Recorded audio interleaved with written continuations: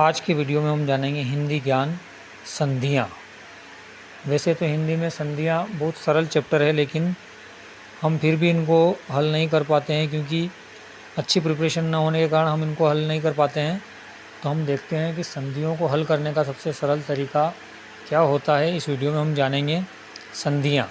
दो वर्णों के मेल को संधि कहते हैं। संधि में दो शब्द या पद एक दूसरे से जुड़कर एक नए शब्द का निर्माण करते हैं। वर्णों के आधार पर संधियाँ तीन प्रकार की होती है। अब संधियों के प्रकार हमें बताया कि तीन प्रकार की होती है: स्वर संधि, व्यंजन संधि और विसर्ग संधि। लेकिन स्वर संधि के कुछ भेद होते हैं जिनको जानना आवश्यक है।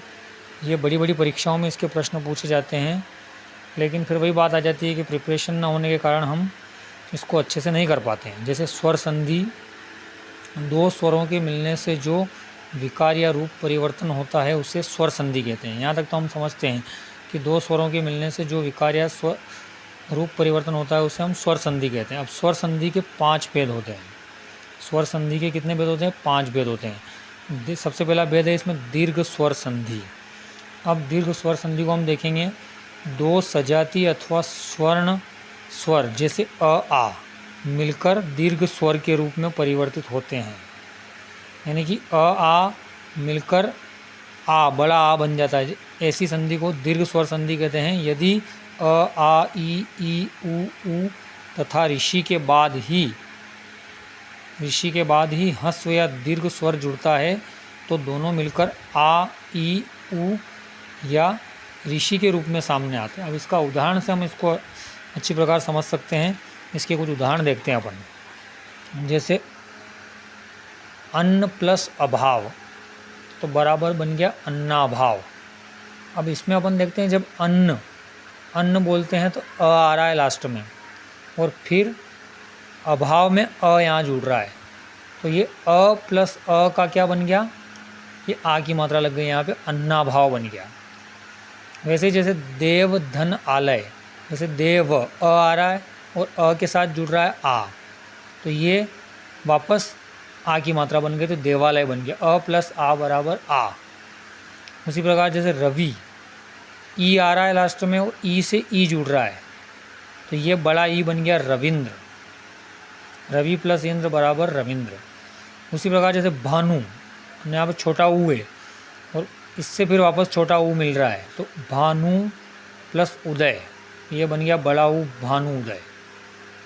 तो इस प्रकार इसको समझना पड़ेगा अपने को। उसके बाद इसका दूसरा भेद आता है गुण स्वर संधि। अ या आ के बाद यदि अन्य सजातीय स्वर अ या आ के बाद ई या उ ऋषि जुड़ता है तो ए ओ या अर हो जाता है। अब इसको भी अपन उदाहरण के द्वारा समझेंगे। जैसे सुर आ रहा है और अ में ई जुड़ रहा है, मतलब अ प्लस ई का क्या बनेगा? ए। जैसे इसमें बताया गया है ए या ए ओ या अर बन जाता है, तो जैसे अ प्लस ई जुड़ा तो ए बना, मतलब सुर प्लस इंद्र। तो सुरेंद्र तो नहीं बोलेंगे अपन, इसको क्या बोलेंगे? सुरेंद्र। तो अ और ई का क्या बन गया? ए। उसी प्रकार जैसे महा, अ आ रहा है और उदय, तो महाउदय नहीं बोलेंगे अपन, इसको क्या बोलते हैं? महोदय बोलते हैं। तो आ प्लस ऊ का क्या बना? ओ।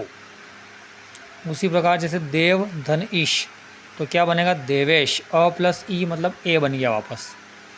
इसको इस प्रकार से समझना पड़ेगा। अब देखते हैं अपन तीसरा भेद इसका, वृद्धि संधि। यदि अ या आ के बाद ए या बड़ा ए हो तो दोनों मिलकर ए, और ओ या बड़ा ओ तो दोनों मिलकर ओ हो जाते हैं, मतलब बड़ा ओ में बदल जाएगा। अब उसको उदाहरण से समझते हैं। जैसे एक प्लस एक, तो इसको क्या बोलते हैं? एक एक, यानी कि इसमें डबल मात्रा जुड़ जाएगी। अ एक बोलते हैं तो अ आ रहा है, एक अ और एक, तो अ यहाँ अ और ए का मिलन हो रहा है तो ए बन गया। अब एक एक डायरेक्ट डबल मात्रा हो गई इसकी। जैसे सदा धन एव, अ और ए, वापस आ और ए, तो ये बन गया ए, तो सदैव। परम धन औषध, तो परमौषध, अ प्लस ओ बराबर ओ बन गया। यानी कि इसका सीधा सा फंडा है, अगर दीर्घ वृद्धि संधि को अपने को देखना है तो इसमें डायरेक्ट डबल मात्रा अपने को मिल जाएगी, जिसमें डबल मात्रा होगी उसमें वृद्धि संधि होगी। सीधा सा उदाहरण है इसका। अब उसके बाद अपन देखते हैं यण संधि, ये चौथे नंबर की है। ई प्लस बड़ा ई, ऊ और बड़ा ऊ तथा ऋषि के बाद यदि कोई भिन्न विजातीय स्वर आता है तो ई का य बनता है। ई और ई होता है तो य बनता है, ऊ और ऊ होगा तो व बनेगा और ऋषि की जगह र हो जाएगा। अब इसको भी अपन उदाहरण के द्वारा समझते हैं। यदि धन अपि, यदि ई आ रहा है और अ आ रहा है तो ई प्लस अ का क्या बनेगा, यहाँ पे लिखा हुआ य, तो ये क्या बन गया यद्यपि, अपन क्या बोलते हैं यद्यपि। इसी प्रकार जैसे इति धन आदि, अ आ रहा है और आ रहा है, ई प्लस आ का क्या बनेगा, तो ई प्लस आ का बनेगा, इसमें ई प्लस आ का य बनेगा, ई प्लस आ का य बनेगा। तो वापस ई आ मतलब य, यानी ये इत्यादि इत्यादि य आ रहा है आधा। जैसे मनुधन अंतर, ये ऊ प्लस ऊ है तो इसका व बनेगा मनवंतर, ये व बन गया।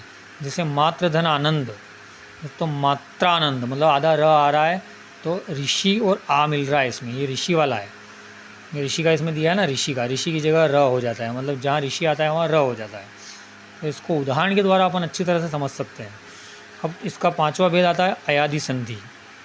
अयादि संधि में ए ओ या ओ मतलब बड़ा ओ के बाद कोई भिन्न अथवा विजातीय स्वर आता है तो यह मेल ए का अय, ए का क्या बनता है अय, ए बड़े ए का आय और ओ का अव तथा बड़े ओ का आव हो जाता है। इसको भी जैसे उदाहरण कैसे समझते हैं अपन, ने धन अन, ए आ रहा है और अ आ रहा है तो ए और अ का क्या बनेगा अय मतलब नयन, ने धन अन मतलब नयन। जैसे ने धन अक, तो ने ए आ रहा है और एक सॉरी बड़ा ए आ रहा है, इसमें दो मात्रा है इसलिए बड़ा ए आ रहा है, तो बड़ा ए और प्लस अ तो क्या बना नायक, आय आय बन गया है। और जैसे पो धन अन, ये क्या है, जैसे बड़ा प में ओ की मात्रा पो और अ, तो ओ की मात्रा प्लस अ बन रहा है तो ये क्या बनेगा आव, तो पावन, पो धन अन मतलब पावन। इस प्रकार अपने को इस वीडियो में हमने, आज के वीडियो में हमने जाना कि संधि के जो स्वर संधि होते हैं उसके 5 भेद के बारे में जाना। तो सबसे पहला है दीर्घ स्वर संधि, उसके बाद दीर्घ स्वर के बाद है गुण स्वर संधि, गुण स्वर के बाद है वृद्धि संधि और वृद्धि संधि के बाद यण संधि, इसके बाद अयादि संधि और अयादि के बाद ये 5वें भेद हो गए इसके अयादि तक। तो हम संधियों को अच्छी तरह से समझें और उनके आंसर अधिक से अधिक सही करने की कोशिश करें। इसी वीडियो समझ में आए तो उसको लाइक करें, सब्सक्राइब करें और शेयर करें।